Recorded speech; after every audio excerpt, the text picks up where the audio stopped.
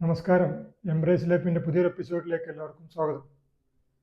ഈ അടുത്ത ദിവസം രാവിലെ നമ്മൾ എണീറ്റത് ഒരു ടൂറിസ്റ്റ് ബസ്, കോളേജിൽ നിന്ന് സ്റ്റുഡൻസുമായിട്ട് പോകുന്ന ഒരു ടൂറിസ്റ്റ് ബസ് ആക്സിഡൻ്റായി എന്ന വാർത്ത കേട്ടിട്ടാണ്.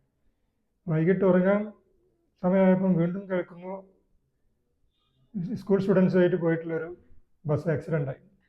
ഡ്രൈവർ ഓടി രക്ഷപ്പെടുന്ന സമയത്ത് ഒരുപാട് ആളുകൾക്ക് പരിക്ക് പറ്റുന്നു, ഒരു കുട്ടി മരിക്കുന്നു.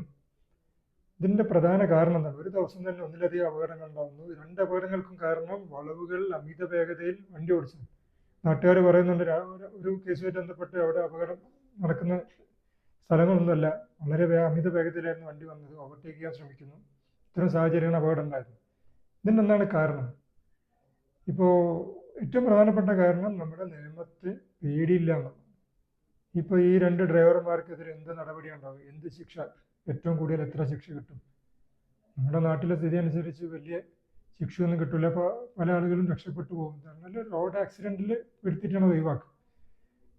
ഇതിൻ്റെ മുമ്പ് നമ്മൾ സൂചിപ്പിച്ചിട്ടുള്ള കാര്യമാണ്, നമ്മുടെ നാട്ടിൽ നടക്കുന്ന ആക്സിഡൻറ്റിൽ ഭൂരിപക്ഷവും അപകടങ്ങളല്ല മനഃപൂർവ്വം ചെയ്യുന്നതോ അശ്രദ്ധ കൊണ്ട് സംഭവിക്കുന്നതാണ്.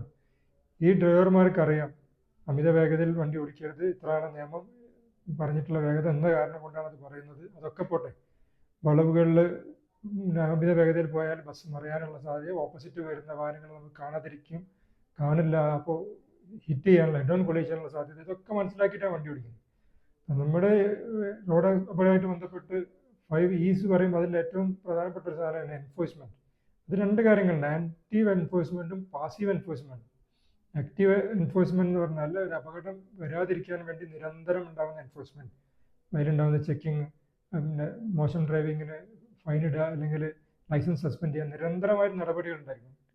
പാസീവ് എൻഫോഴ്സ്മെൻറ്റ് എന്ന് പറഞ്ഞാൽ ഇൻ കേസ് ഒരു അപകടം ഉണ്ടായിക്കഴിഞ്ഞാൽ അതിൻ്റെ തീവ്രത അനുസരിച്ച്, അതിൻ്റെ സ്വഭാവം അനുസരിച്ച്, അതിൻ്റെ അപകട സാഹചര്യം മനസ്സിലാക്കിയിട്ട്, ആരാണ് ഉത്തരവാദി, എങ്ങനെയാണ് സംഭവിച്ചതെന്ന് മനസ്സിലാക്കിയിട്ട് അതിനനുസരിച്ച് കർശനമായ ശിക്ഷാ നടപടി കൈക്കൊള്ളുക. ഇപ്പം ഈ കാര്യങ്ങൾ ചെയ്യാതെ ഒരുപാട് വിശാലമായ റോഡ് ഉണ്ടാക്കി വെച്ചുകൊണ്ട് മാത്രം അപകടങ്ങൾ കുറയ്ക്കാൻ പറ്റില്ല. അപകടം കുറയ്ക്കാൻ പറ്റില്ല എന്ന് മാത്രമല്ല, അപകടങ്ങൾ കൂടാനുള്ള സാധ്യത അവിടെ വർദ്ധിക്കാം.